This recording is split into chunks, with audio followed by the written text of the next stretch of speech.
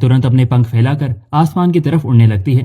तेरी इतनी हिम्मत कि तू हमारे मना करने के बावजूद अपने पंख फैलाकर उड़ेगी, अभी बताते हैं तुझे। इतना कहकर सीमा तुरंत बड़ी सी कैंची निकालती है और माया के पंख पकड़कर काटने लगती है। नहीं नहीं, ऐसा मत कीजिए। तभी माया की नींद खुलती है। ये सपना था। हे भगवान, मेरा तो पूरा गला सूख गया। कम से कम पानी पी कर आती हूँ।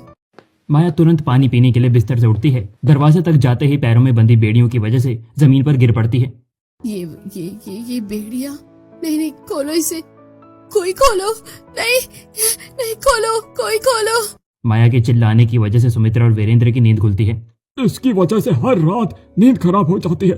इतना चिल्लाती है कि क्या कहें। छोड़ो ना, पहले खुद चीखेगी, फिर रोएगी और आखिरकार थक हार कर सो जाएगी। ये सोचकर सुमित्रा और वीरेंद्र दोबारा सो जाते हैं। वहीं दूसरी तरफ क्यों मेरे सपनों को और मुझे रोकने के लिए बांधा है मुझे इन बेड़ियों में, क्यों?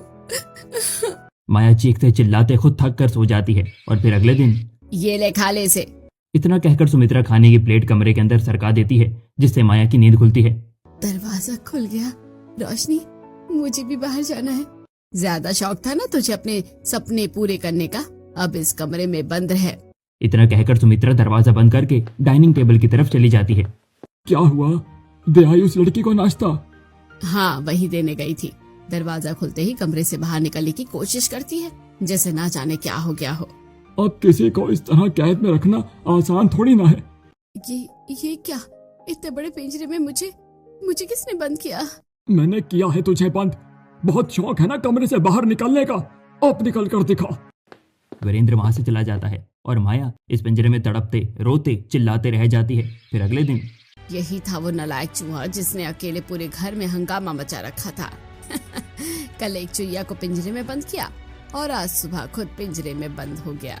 हाँ माँ, वो तो है। अच्छा, आप रहने दीजिए, मैं इसे जाकर बाहर फेंक देती हूँ। अच्छा ठीक है, याद से फेंक देना, कहीं निकल कर भाग न जाए। इतना कहकर सुमित्रा वहां से चली जाती है। अब देखो मैं क्या करती हूँ। रिया तुरंत चूहे को लेकर जाती है और माया के सामने छोड़ देती है। नहीं नहीं, प्लीज हटाओ इस चूहे को। नहीं नहीं, आ!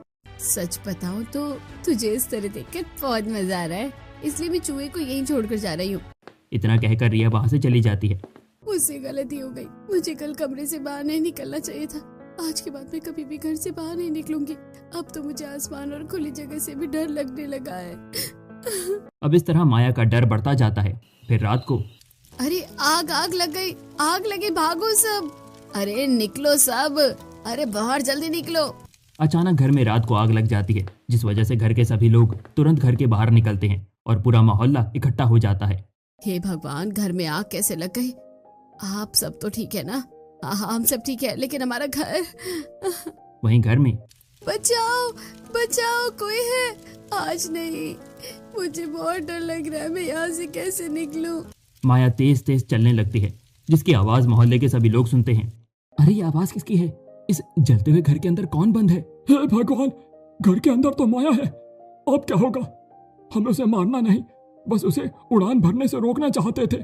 तभी माया के चिल्लाने की आवाज दोबारा से आती है। मैं किसी लड़की को इस तरह आग में जलते हुए नहीं देख सकता, मुझे उसे बचाना होगा। ये सोचकर मयंक तुरंत जलते हुए घर में बालकनी की तरफ से माया के कमरे में जाने लगता है। अरे मयंक, कहाँ जा रहा है? रुक जा, ये तो तेरा मोहल्ला भी नहीं है। मयंक किसी की नहीं सुनता और माया को बचाने तुरंत कमरे में पहुंचता है। माया को देखते ही वो हैरान रह जाता है। अरे ये तो वही लड़की है जिससे मैं 5 साल पहले। नहीं, ये इस तरह पिंजरे के अंदर क्यों है? ये सब क्या है? मुझे इसे जल्दी बचाना होगा। फिर मयंक तुरंत पिंजरे पर लगा हुआ ताला तोड़ता है और माया को लेकर जाने लगता है। नहीं, तुम कौन हो? मैं नहीं जाऊंगी तुम्हारे साथ। हमारे पास टाइम नहीं है, चलो। इतना कहकर मयंक तुरंत जबरदस्ती माया को पीठ पर बांधकर बालकनी में लगी सीढ़ियों से नीचे उतारता है। अरे माया बेटी, तुम्हें कुछ हुआ तो नहीं? दूर रही मुझसे, खुला आसमान, सभी लोग। नहीं नहीं नहीं। इतना कहकर माया तुरंत रास्ते के एक छोटे से कोने में जाकर छिप जाती है। अरे ये तो आपकी बड़ी बेटी है, आपने तो कहा था कि वो। अरे वो दरअसल आज शाम को ही तो आई है। अरे लेकिन शाम को तो मैं बाहर थी, मैंने तो।